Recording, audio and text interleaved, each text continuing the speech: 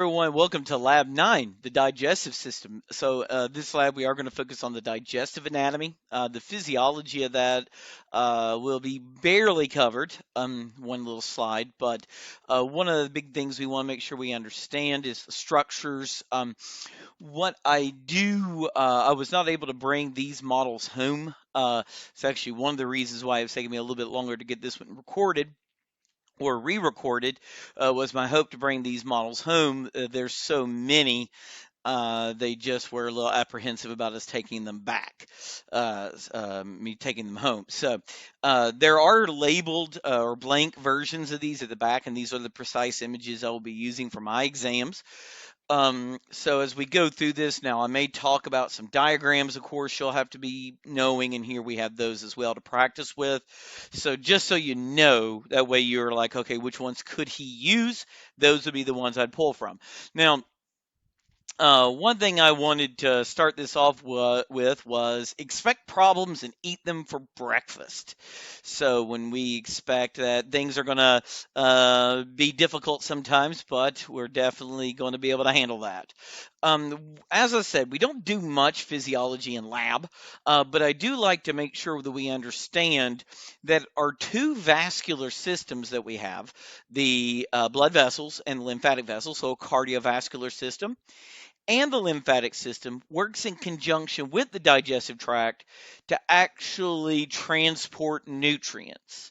It helps us get nutrients to different parts of the body to actually ensure that we can get energy to a cell. If you guys remember back in chapter 3, we talked about cellular respiration. We mentioned that if you eat glucose, that your cells will convert that glucose to ATP through cellular respiration via glycolysis, citric acid cycle, and oxidative phosphorylation.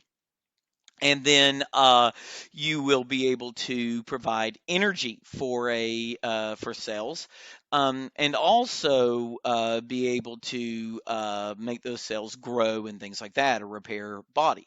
Now, one of the other things that we do that I like to mention is that we use the nutrients we eat to make things like um,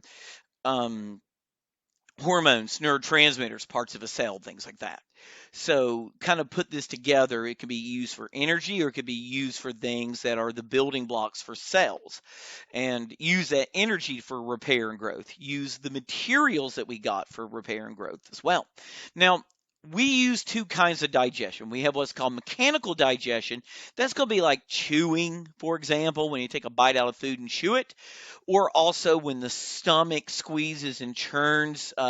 In lecture, we talk about segmentation as an example of mechanical digestion. Chemical digestion, that's going to be the acids and the enzymes hydrolyzing and breaking apart the materials so that these materials can be broken down. And it reduces their size, and when it does, it gets it small enough to be absorbed. Now, that's really all the physiology that we really are going to mention is these two basic bullet points. Now, when we think of our digestive tract, we could break it down into two distinct, or digestive system rather, into two distinctive things. We have the food tube and we have the structures that help. We have the digestive tract, which is a tube, a canal, the gastrointestinal tract or alimentary canal, and it runs from mouth to anus. And then we have our accessory structures, and these are things that help in the digestive process. They're usually involved in either mechanical digestion or chemical digestion. Now, for example, in the digestive tract, the food tube, the tract that goes from mouth to anus, is our oral cavity at the start. And then from the oral cavity, if you guys remember from the respiratory lab and lecture, we saw that there was a thing called the pharynx. And the pharynx had different divisions. But ultimately, the pharynx was the junction between the respiratory tract and the digestive tract. So if we're food, we want to go from the pharynx to the esophagus. Esophagus leads to the stomach. Stomach goes to the small intestine. Small intestine goes to the large intestine. And eventually, large intestine will go out the anus. Now, There are some accessory structures, things like teeth in the mouth, the tongue in the mouth, and the salivary glands around the oral cavity. Then the liver, which is a massive organ in the abdominopelvic cavity, and is there to do many things. We talked about its role in blood cell recycling and things like that. We talked about how it plays a role there. And we talked about the pancreas in the endocrine system. And we said it has both, that it's endocrine and exocrine cells. Here we're going to be focusing on its exocrine cells. So as we get into those things, and these would be major accessory structures. These aren't every accessory structure, but these give us an idea how we break it down. So if we started with the alimentary canal, the oral cavity or mouth goes into the pharynx, pharynx to the esophagus, esophagus to stomach, stomach leads to small intestine to the large intestine. And as we said, this goes from mouth to anus. Now, teeth, which are found in the mouth for chewing, tongue, salivary glands, liver, gallbladder, and pancreas, these are all types of accessory structures. So as we talk about our oral cavity, where the mouth is, we've already seen the hard palate. We talked about in respiratory tract. So the mouth, what you would think of as your mouth, the place where food goes in, is separated from the nasal cavity via the hard and soft palate. Now, we remember the hard palate from respiratory, and I said that in this lab we would talk more in detail about it. Well, there's the palatine bones, which are the most posterior part of hard palate, left and right palatine bones, and then the maxilla, which has the palatine process of the maxilla, makes the bulk of the roof of the mouth. It's actually the front two-thirds or so of it. Then the soft palate, which is behind the hard palate, which we talked about, had the uvula on it. There are two lips. Now, since we're talking about the oral cavity, to guard the entrance of the mouth, we have two lips called the labia. There's a superior labia, that's the upper lip, and the inferior labia, that's the lower lip. And attaching the labia, the lips, to the gum line are folds called the labial frenulum. There would be one for superior and inferior. The vestibule is the space that's between your cheeks and teeth. That might be where someone puts a dip of tobacco in if they when they dip, if they do tobacco dip. It would be in the vestibule. The tongue, we said, yeah, it has taste buds. We talked about in the sensory system section, sensory, our second chapter in the semester. But the tongue, it also moves food around, but it tastes it. Now, tasting is very important because this helps us tell what's maybe in here, helps us prepare for that. Now, the lingual frenulum is that flap, that fold of tissue that's on the bottom of the tongue. If you lift the tongue up from the floor of the oral cavity, you'll see a flap under there is called the lingual frenulum. Which helps to attach the tongue to the bottom of the floor, so to speak, of the oral cavity. And now the lingual frenulum, not so well seen here, would be right about here where you would see it. The frenula aren't very well shown on this diagram, but we could see the hard palate, which is made up mostly of our maxillary bone and then the palatine bones at the back, and then the soft palate, which is posterior to it. Then we talked about the labia, the superior labia or upper lip, and the inferior labia or lower lip.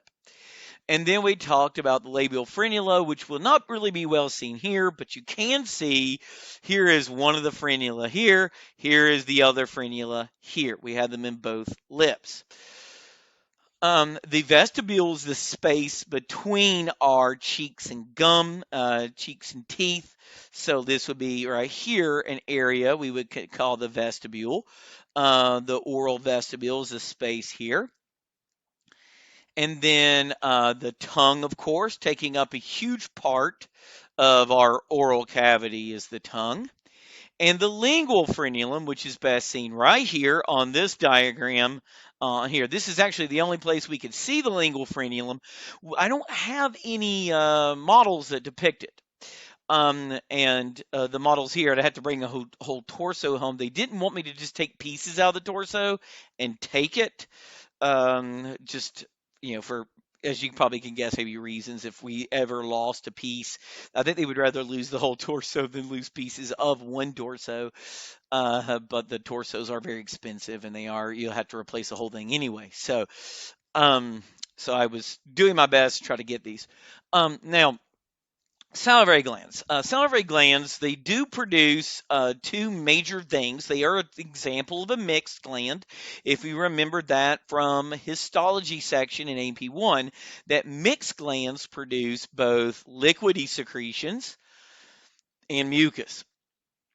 Mucin, mucus, and salivary amylase. This is an enzyme. If you guys remember from lecture, salivary amylase is that enzyme that helps us break down starches. Amylase. There are other amylases like pancreatic amylase, for example. Now, parotid glands. These are the ones in the cheeks. They are close to the ramus of the mandible. This is where the mumps virus gets in and makes these swell up. These get enlarged. Very puffy parotid glands. And the duct of them, they have ducts that sometimes gets called the Stenson's duct, one for each. We'll show these. The submandibular glands, they're actually in the floor of the oral cavity near the mandible. So they're below, kind of like they're in the floor, but very low, is submandibular. You can push up, they're near the mandible. And they have multiple ducts called submandibular, or they have ducts anyway that there's a single duct for each one called the Wharton's ducts or submandibular ducts.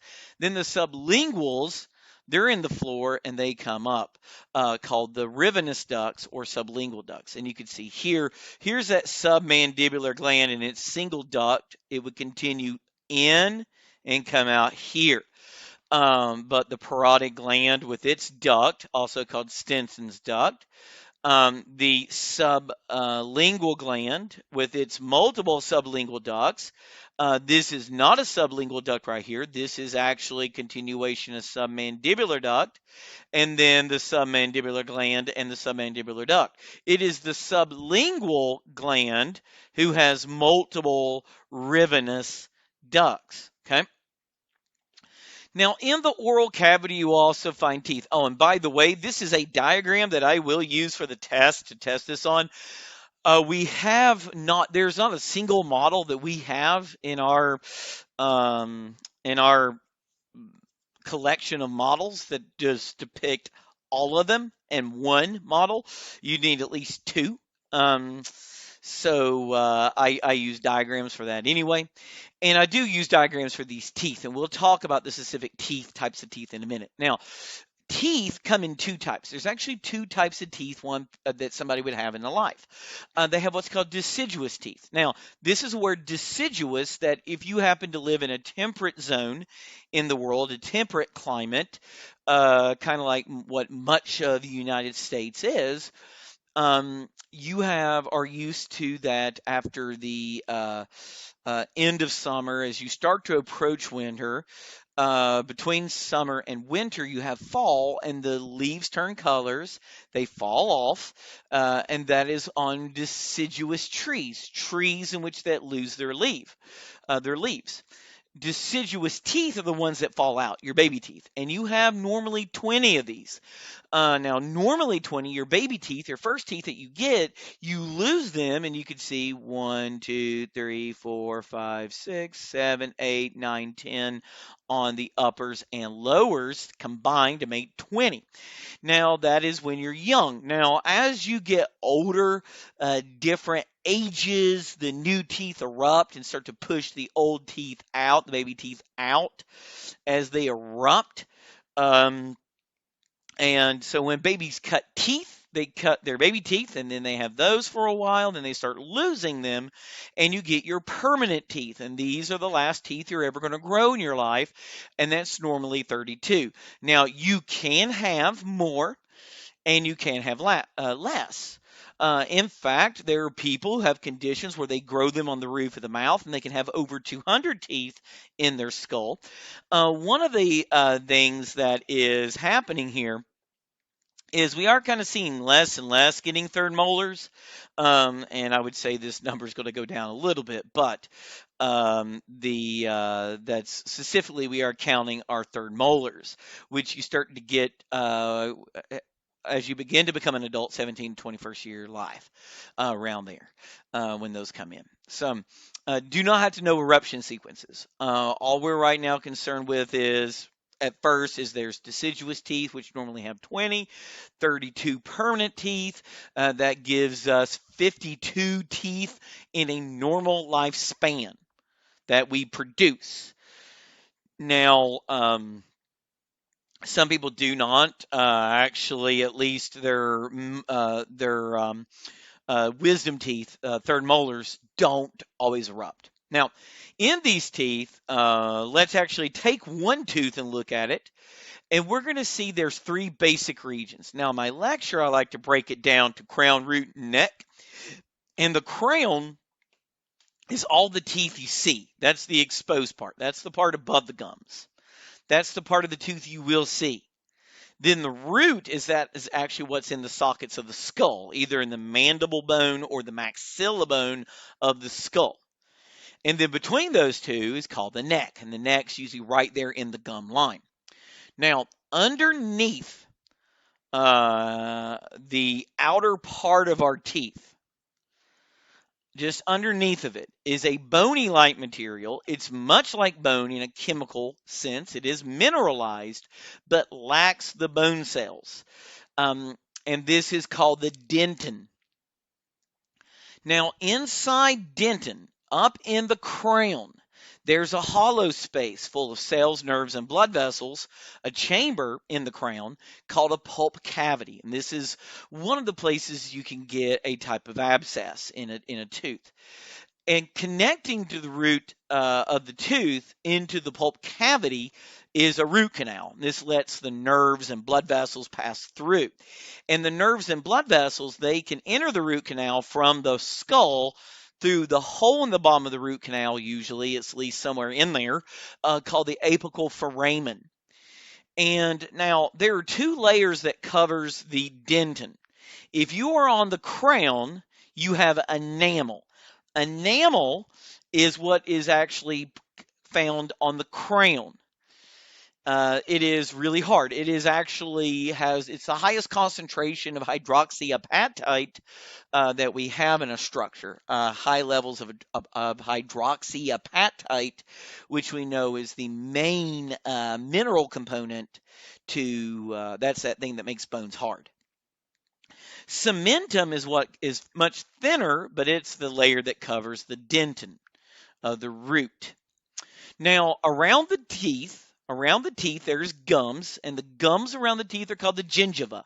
When they become maybe they bleed, maybe they have other issues, they don't adhere very well to the tooth around the neck. We might call that gingivitis, where some of the anaerobic bacteria get in. And then attaching the dentin of root to the bone is called the periodontal ligament, which can help get any bits of your teeth to the skull. And the periodontal ligament helps hold that in. Now, a lot of what happens is with our upper part, the crown sticks above, the root goes below, and the neck is between. It's the part of the teeth basically that are in the gum where they might scrape when they do teeth cleanings and things like that. Now, as we look, remember there will be dentin immediately underneath the outer layer. This is like bone but no cells. Inside the crown, there is an area called a pulp cavity, and the pulp cavity here contains blood vessels and nerves. And then leading to the pulp cavity coming through the root is a root canal, letting blood vessels and nerves enter and leave. And at the bottom of that, you would have a what is called an apical foramen, which lets the stuff leave. Now, I'm going to make sure I don't miss. Okay, the enamel, remember, is what you find on the crown, where we would find the cementum, or here they just have cement, cementum, and the gingiva is the gum near the crown or near the tooth, near the around there where the neck would map. And the periodontal ligament can be seen right here, helping to attach the root to the gum. I mean, to the skull, to the bone. This might be now the alveolar processes that we talked about. They can waste. You can get alveolar wasting, and teeth infections can cause that. Teeth get loose. Chewing of tobacco products, things like that, can cause those things. So teeth get loosened, could be come out. All right. Now, one of the things I do use this diagram for is to make sure that you can identify the different types of teeth. Now, there are two incisors, and you don't have to know a central versus lateral. You just need to know an incisor. These are incisors here and here, here and here. So there's actually four and then four.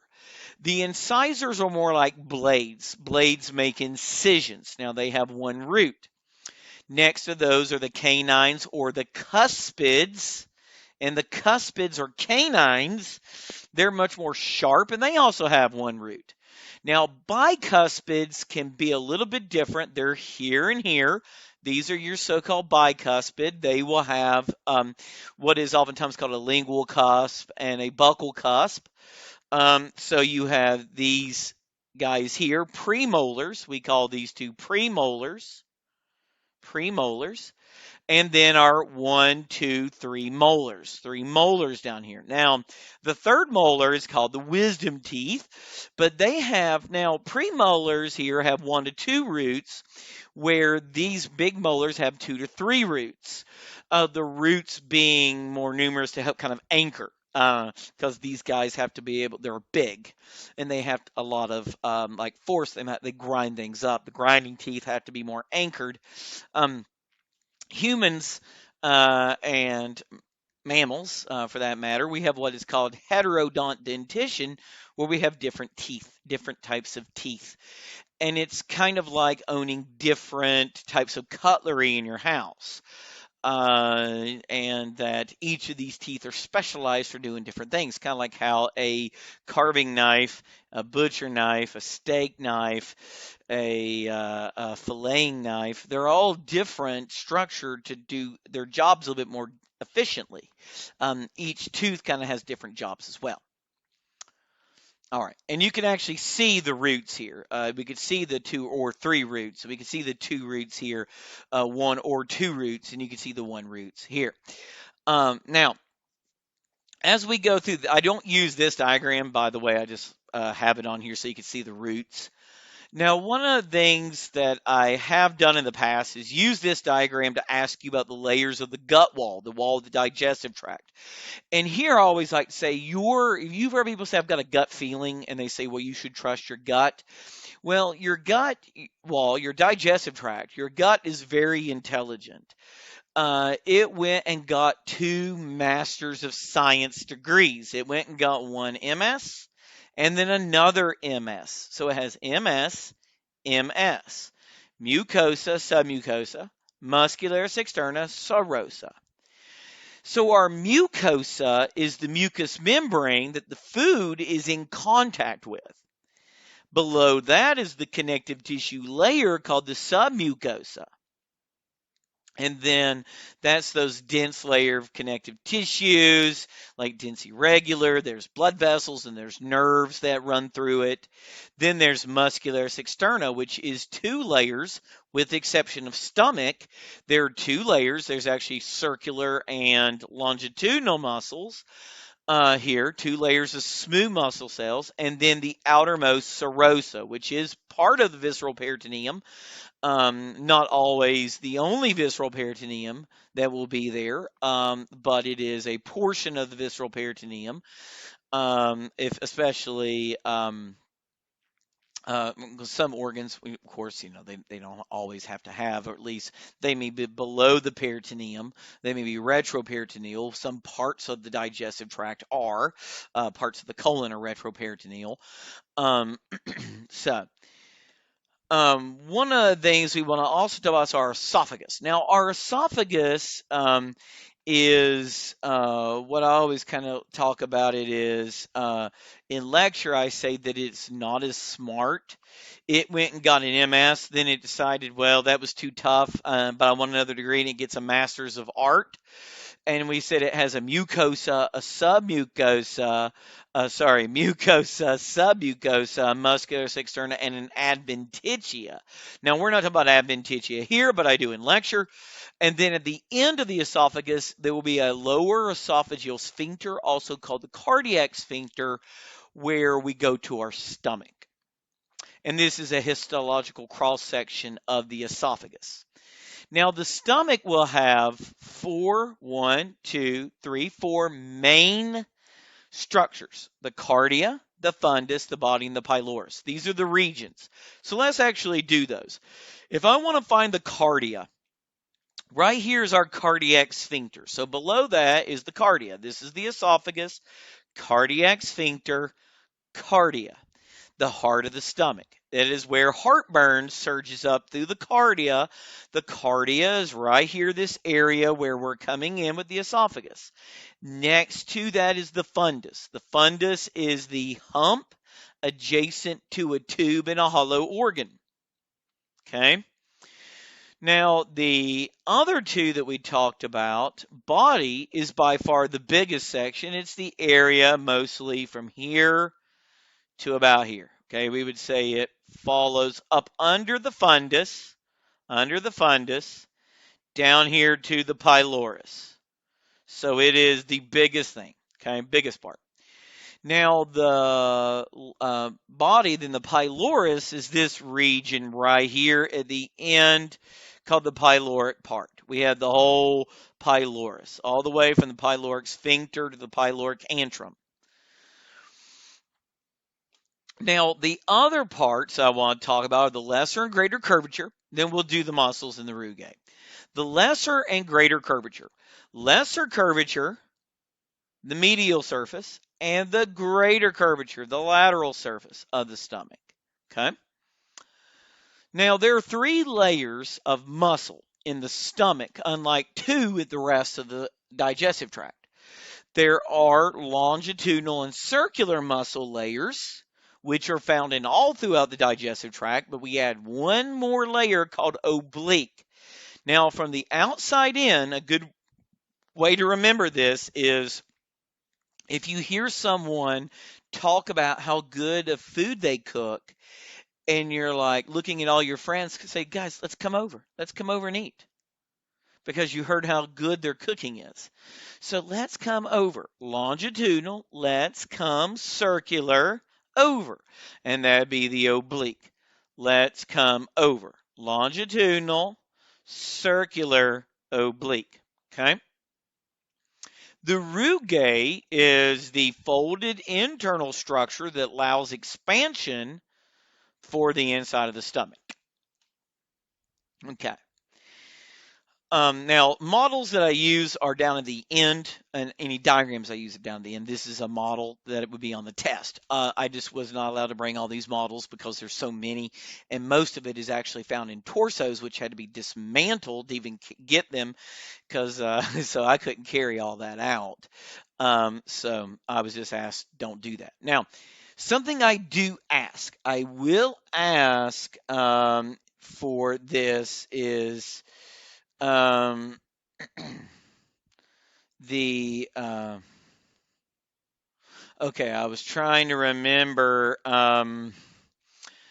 parietal. I was trying to think of why I had pH and PI, and I was like, okay, now I remembered. It was a mnemonic that I'd made up some time ago, and I forgot for a second because it's okay. So the cells here. There will be something on this from the test. I'm not going to say which one, but I do tell you guys this is a multiple choice question. Will come from this slide. These cells, the parietal cells, the chief cells, the G cells, and the mucus cells. Now, parietal cells. Now, way I help remember, parietal cells starts with a P. Parietal cells make hydrochloric acid. Now, hydrochloric acid, HCl, this controls the pH of the stomach. Parietal hydrochloric, think pH. Okay, easy to remember because that's what controls a lot of the pH of the stomach. It's not the only thing. There are buffers, things like that in the stomach as well. But the parietal cells make the hydrochloric acid, and that's a major contributor to pH. So think parietal cells, hydrochloric acid, pH. They also, PI, like a private investigator, parietal cells also make intrinsic factor. Okay, so pH and PI, parietal cells. These are the only gastric gland cells that start with a P. Parietal cells here that we're learning in lab anyway. Parietal cells make pH and PI. Okay, hydrochloric acid and intrinsic factor. Now, chief cells. Chief cells make a material called pepsinogen. When you see the suffix, the ending of anything in A and P, or anything that you guys learn throughout, please make sure you notice that when you see gin, that you are thinking it needs to be activated.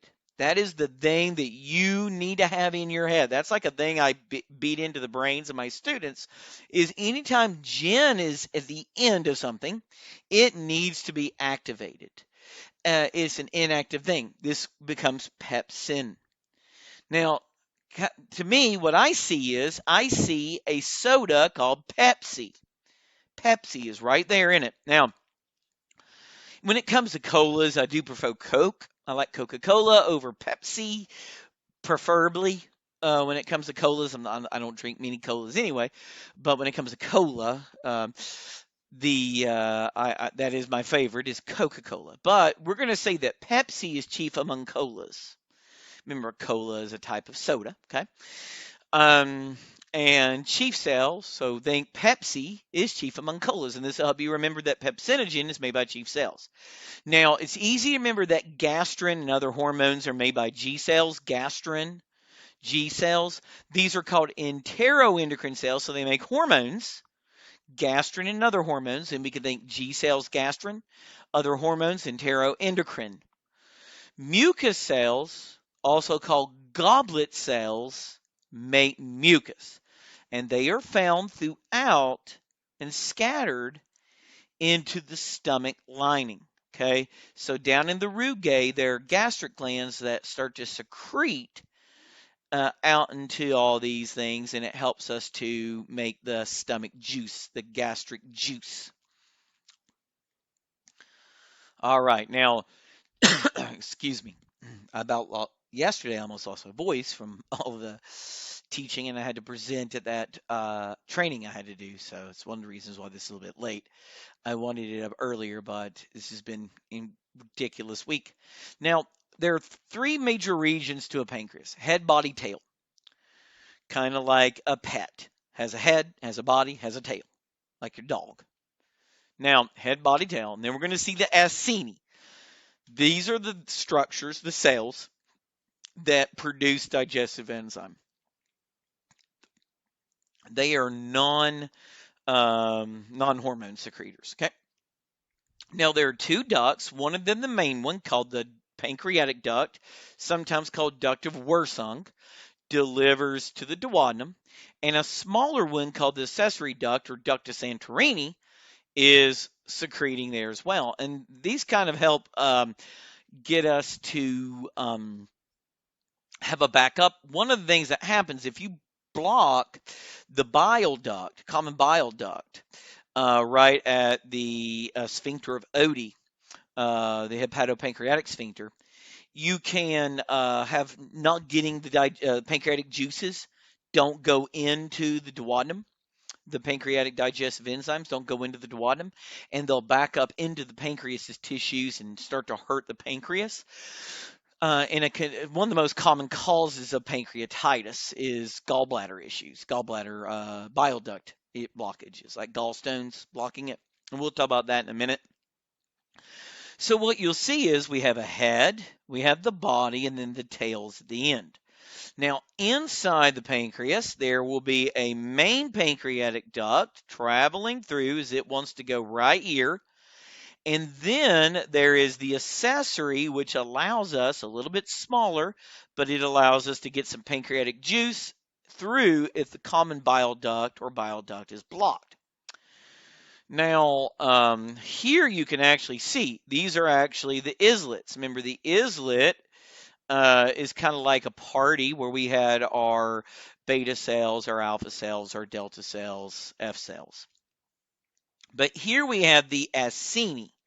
And the acini cells, what they're going to do is they're going to secrete digestive enzymes, and they're going to end up into these small ducts, and that's going to be in your pancreatic duct. And the pancreatic duct, once all of these things secrete into them, this is going to collect into these smaller branches, and you could see them all branched out here into the main one, and the secretions will enter into the duodenum of the small intestine.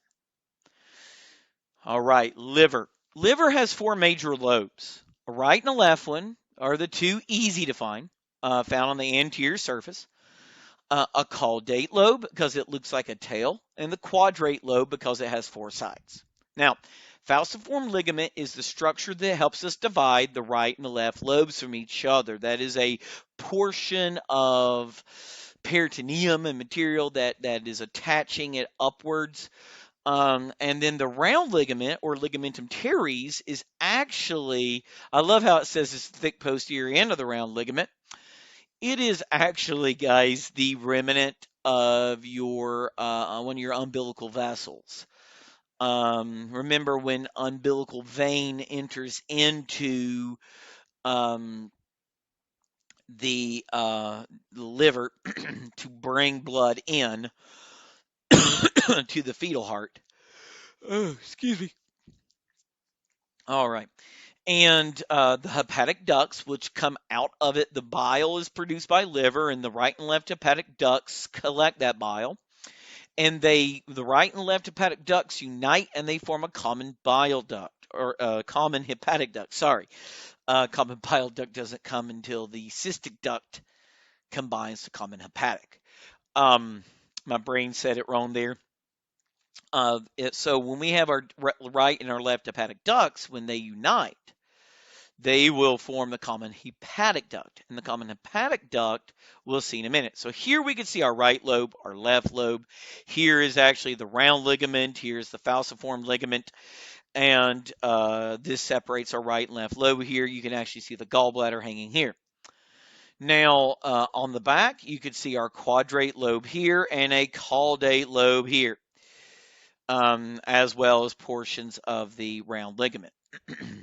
Okay, now, I'm sorry I left some of the other things on there that we don't have to know at this level. Now, one of the things that you could see is a right and a left hepatic duct forming a common hepatic. And we're going to see what happens is when the common hepatic comes down, it will unite with a duct called the cystic, which attaches to gallbladder, and that will form the common bile duct, or simply bile duct. Now, I always call it common bile duct, but our book just calls it bile duct. Now, the cystic duct is the duct of the gallbladder. The gallbladder here attaches to cystic. Cystic unites to common hepatic, which forms the common bile duct or bile duct. And the common bile duct is when cystic duct gets onto common hepatic. Now, very common if you're doing like a cholecystectomy, like a laparoscopic cholecystectomy, lap chole. Cholecystectomy is a gallbladder removal, fairly common surgery that has to be done. And I have done it in simulation, just never in real life. I got to do it in a simulation once, and other things where we did some stuff, but that was fun. Um, and I was like, wow, you really do have to know because that was one of the things doing that. It wasn't as much of just seeing it. I mean, I learned the anatomy. it was really seeing how much you have to really know your anatomy when you're looking at it from the inside is such a different way than how you're used to seeing it. All right.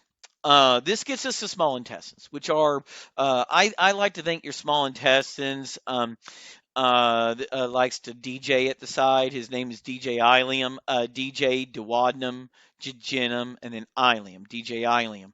Duodenum, jejunum, and ileum, that is the order.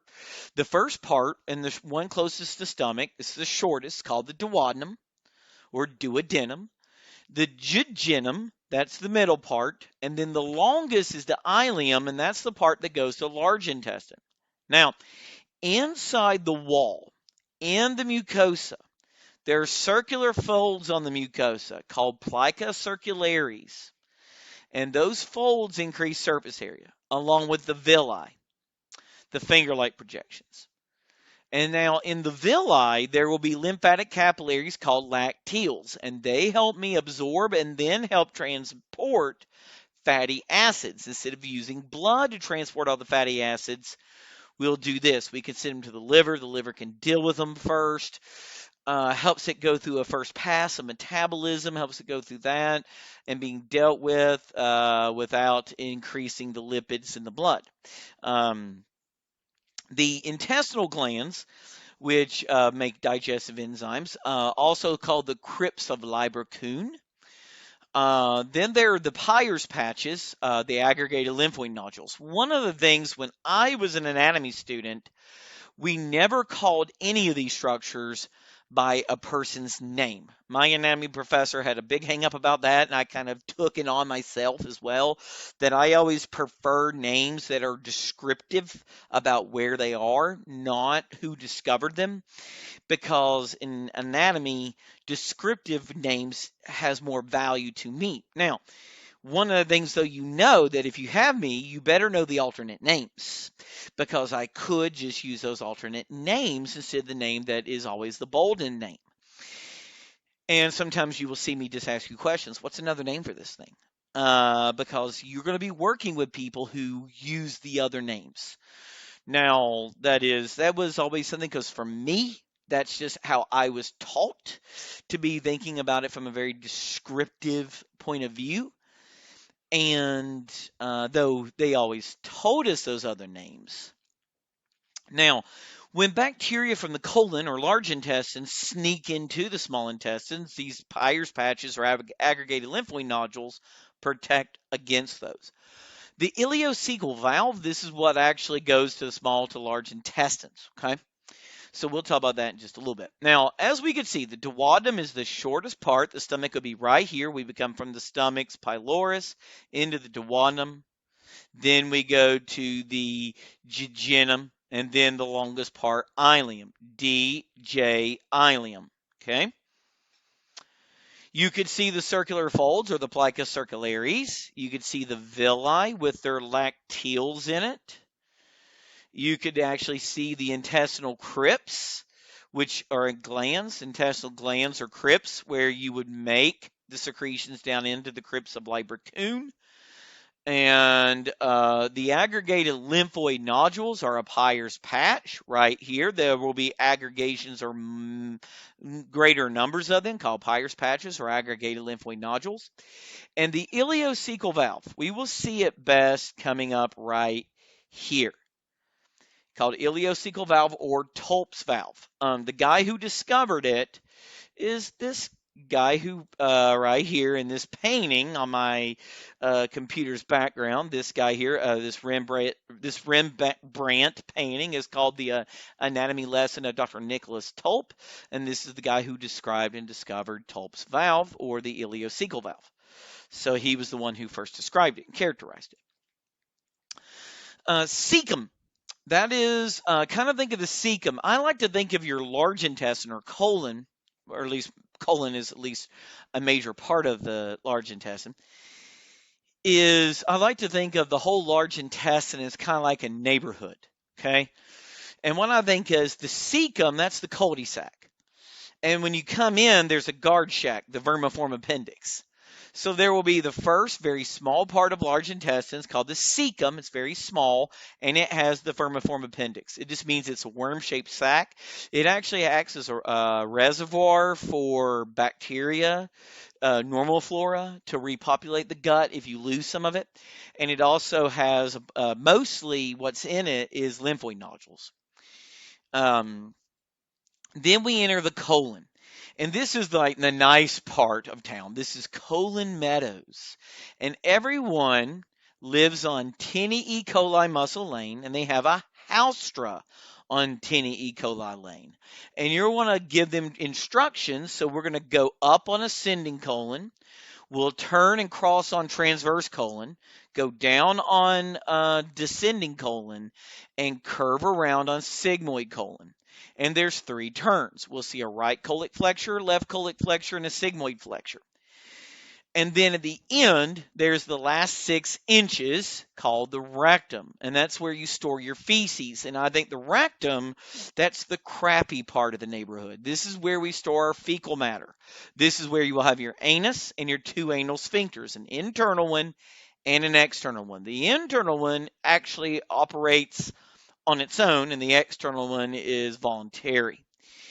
And so as we think about these guys, let's look at first the cecum, the pouch here called the cecum, which has a vermiform appendix. So when the ileum comes in, we have an ileocecal valve and we enter the cecum. Now, then we go into the colon. And in the colon, everybody has a house on Tinny E. coli Lane. Tinny E. coli. That is a band of muscle that actually helps form the haustra. Haustra are folds so they can expand. Now, the haustra, everybody has a haustra on Tinny E. coli Lane.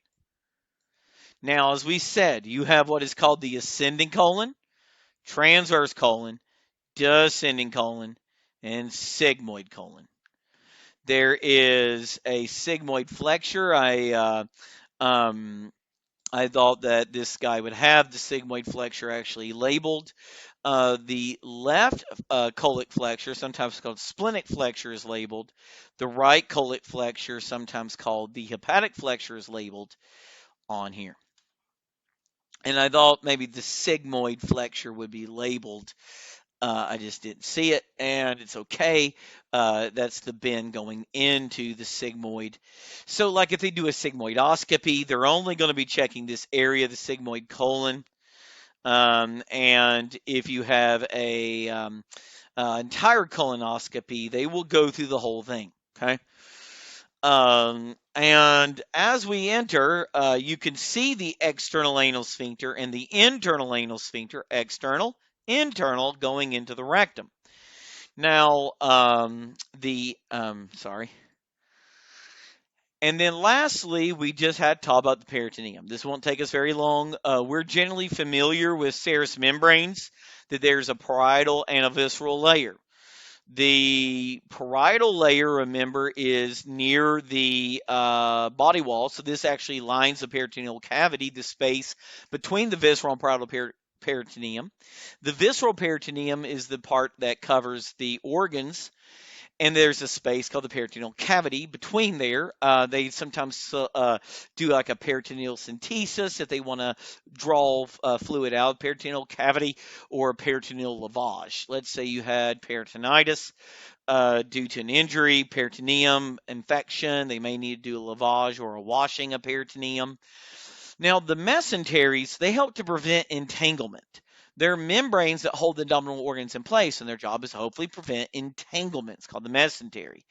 And you can actually see some of the mesentery right here. Loads of mesentery, their job is to prevent entanglement. And then we actually have our parietal peritoneum and our visceral peritoneum. Visceral peritoneum, parietal peritoneum. It's a double-line sealed membrane. Now, one of the things that I use, these are all the diagrams that I could or would use on an exam. This one, however, is I do use this one to do the three. If I ever do the three regions, duodenum, DJ ileum, duodenum, jejunum, ileum. That's the layers I use. This image could be for the peritoneum, and then these model images would be used as well. And that's kind of my lab part where you get to practice with those. I wanted to borrow those, but this one is really long. It's longer than half the table I'm sitting at. And a lot of this comes out of torsos or some expensive models that we are not allowed to remove. Like this model here is quite an expensive model. It is not allowed to leave. So I'm sorry that I couldn't. But guys, this concludes my video on the digestive system's anatomy, and we'll see you in the next one. Thank you so much. And if you're watching this on YouTube, just thank you for watching as well. Whether you're one of my students currently taking me this semester, or you're just one of my students in spirit who've now come to learn from me as well, thank you so much. I hope you find them helpful. But beyond that, have a great day, and we'll see you in the next one.